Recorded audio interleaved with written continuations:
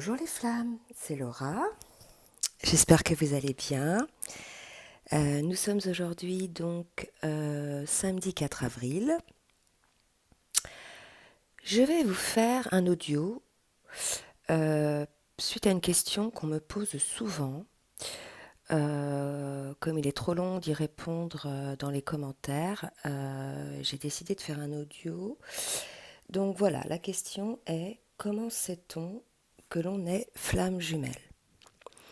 Alors là, je ne vais pas expliquer ce que c'est qu'être une flamme jumelle, il y en a d'autres qui le font, vous avez les infos sur Internet. Je vais juste vous parler des ressentis que l'on a en nous, en notre cœur, en notre âme, lorsque l'on est flamme jumelle.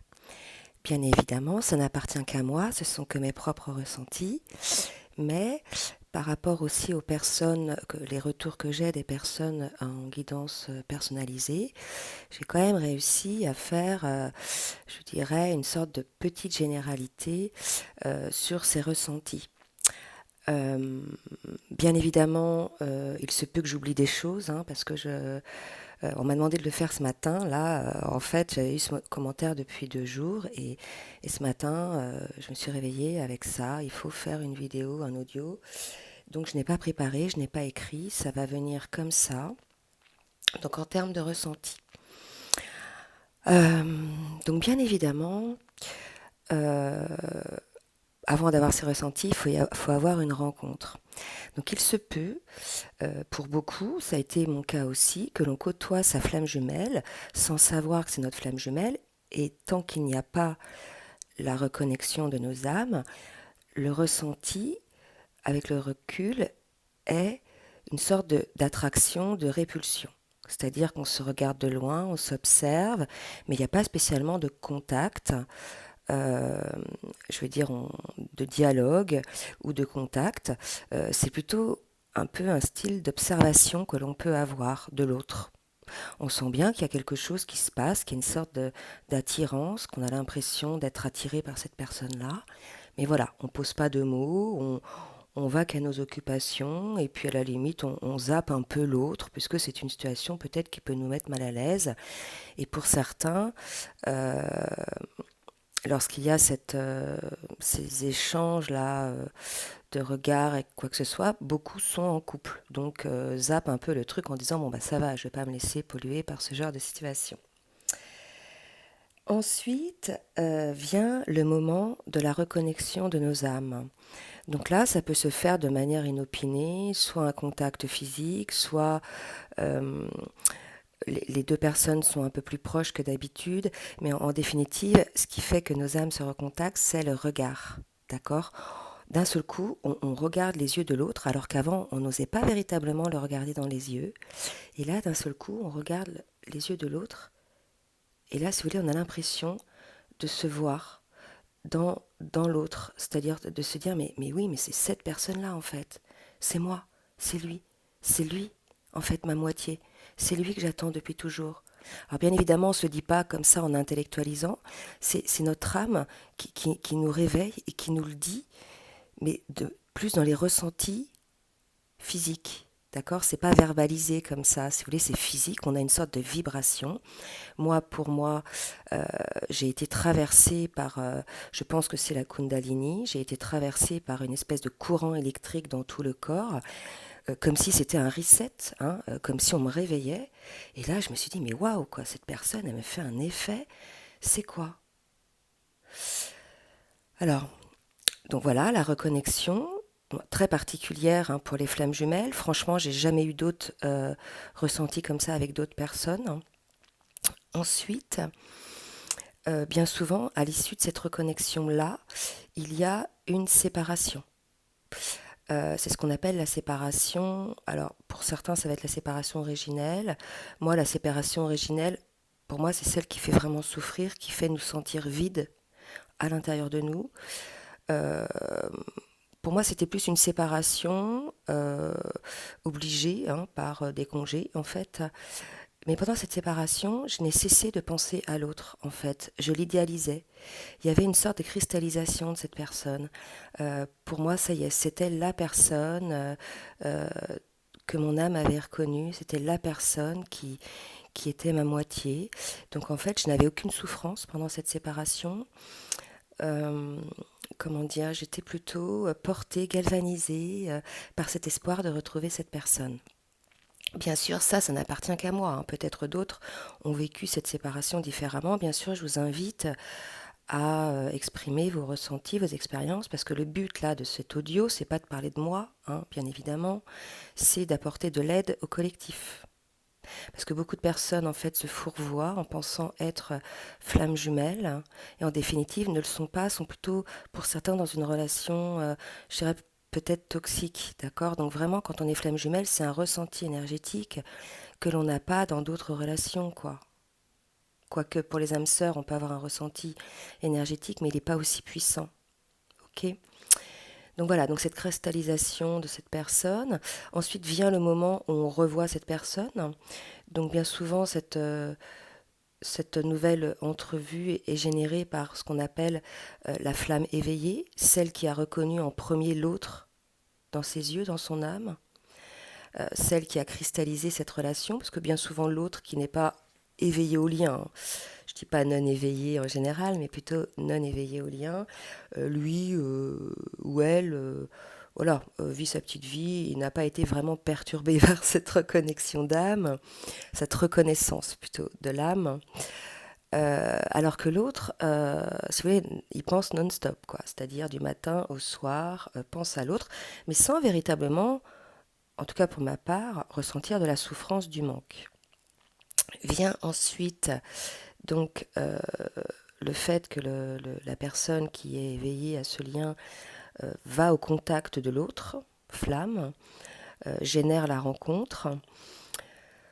Alors là, peu importe le chaser, le runner, déjà je parle jamais comme ça, moi, hein. Euh, Par exemple, moi, je suis une femme, j'ai reconnu le lien en premier, mais je suis plutôt à tendance masculine dominante dans mes énergies. D'accord. Pour ceux qui en douteraient. Voilà, donc peu importe chez un runner, en fait, on s'en fout. L'essentiel, c'est ce que vous vivez dans votre âme. Ne vous laissez pas polluer par des étiquettes.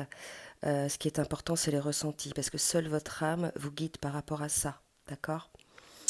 Donc lorsque la personne éveillée donc revient au contact, elle a vraiment le sentiment en fait, donc elle va vers l'autre, elle lui fait comprendre hein, qu'elle a ce sentiment de le reconnaître depuis toujours.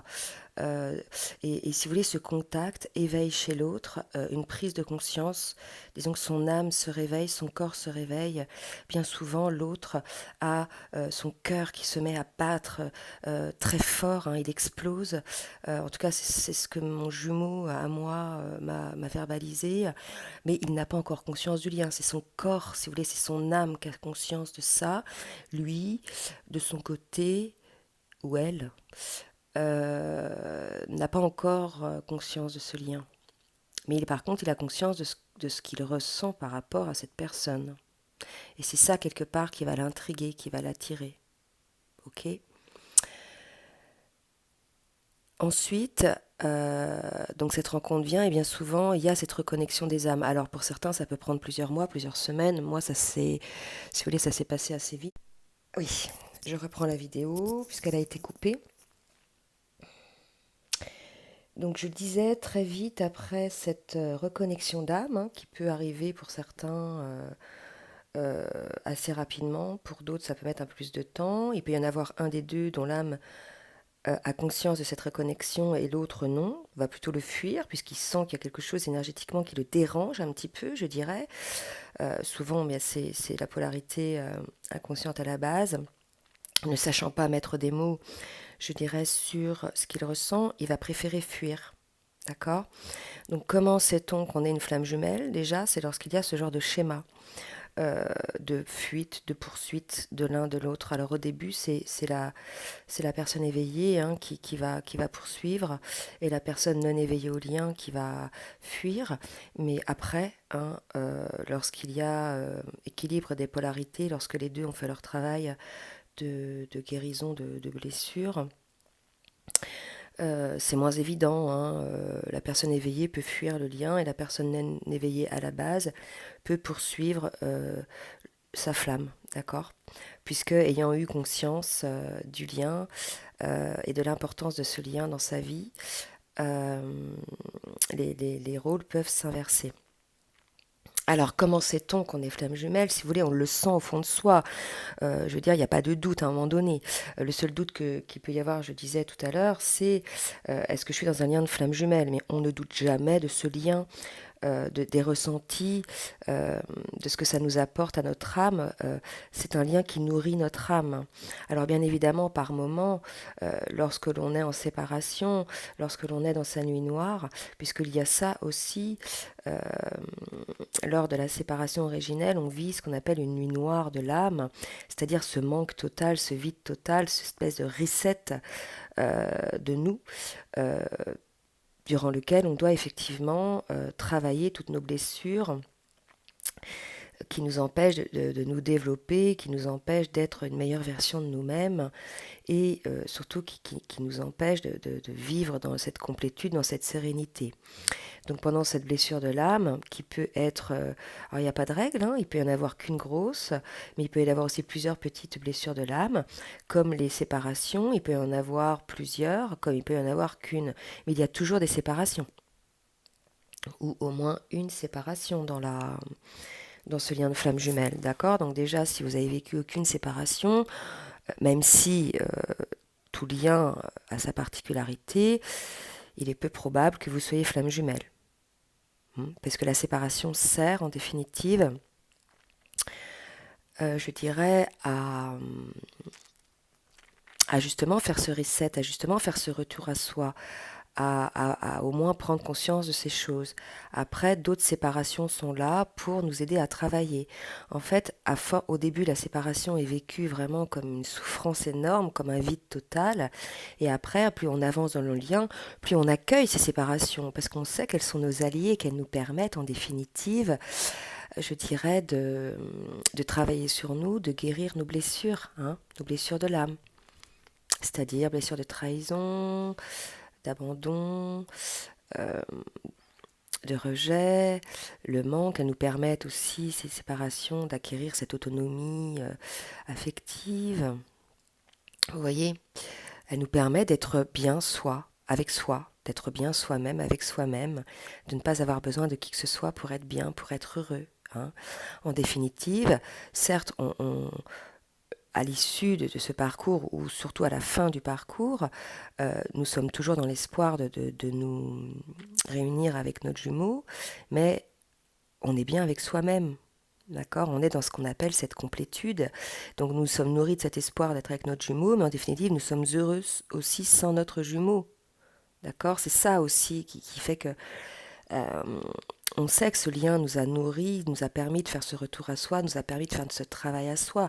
C'est avant tout le but des flammes jumelles, c'est ce travail sur soi. C'est pas la réunion avec son jumeau. Ok? Je dirais sur le gâteau hein, du bonheur, de notre bonheur qu'on se construit, en définitive, notre jumeau, c'est la cerise sur le gâteau. Hein. On ne peut pas demander à quelqu'un de venir combler nos failles, de venir combler nos blessures. Nous sommes nous-mêmes responsables de cela. La rencontre, la réunion plutôt avec le jumeau et la fusion avec le jumeau se fait lorsque nous sommes guéris de tout cela. Lorsque il n'y a plus cette attente de l'autre pour nous faire accéder à ce bonheur en définitive. Vous voyez? Donc voilà, j'espère avoir répondu en partie à cette question sur comment on le ressent. Hein. On le ressent en nous. On sait que c'est l'autre, on sait. Voilà, il n'y a pas de doute en fait. On sait que cette personne-là fait partie de notre vie pour toujours. Ok?